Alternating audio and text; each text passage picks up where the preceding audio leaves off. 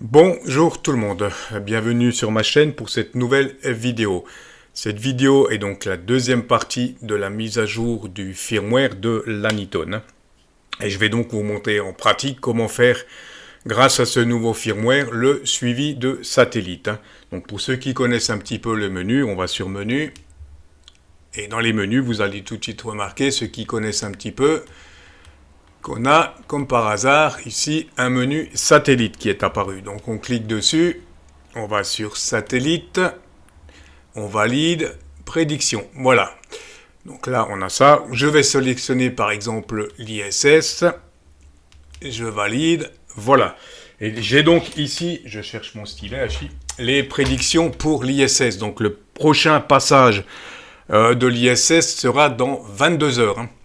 À peu près. Donc, en cliquant, en utilisant ici le bouton bas, je vais avoir différentes informations, donc notamment l'élévation. Je vais essayer de l'élévation, voilà, l'élévation, etc. Et hop, je reviens en arrière pour vous montrer. Ici, comme vous pouvez le constater, on aura la fréquence de réception, la fréquence d'émission, et la fréquence de réception va automatiquement se décaler.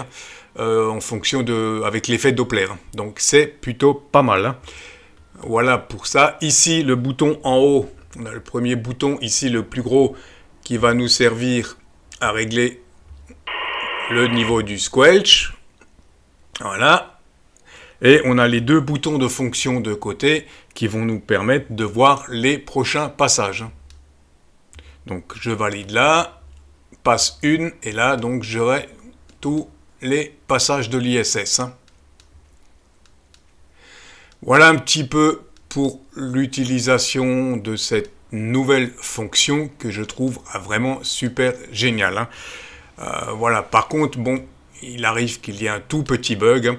Bien sûr, il faut déjà avoir une bonne réception du signal GPS.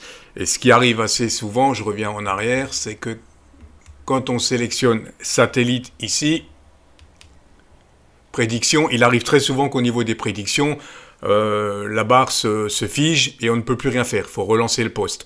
Donc je ne sais pas, est-ce que c'est dû à une mauvaise réception du signal GPS ou est-ce que c'est un petit bug dans le firmware, je ne sais pas. Ça, c'est affaire à suivre.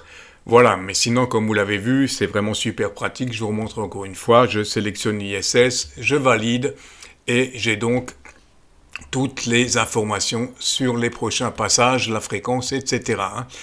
Voilà un petit peu pour cette option sur l'Anyton qui est vraiment intéressante. J'espère que cette vidéo vous aura intéressé. N'hésitez pas à lâcher vos commentaires. Je vous dis 73 et à très vite.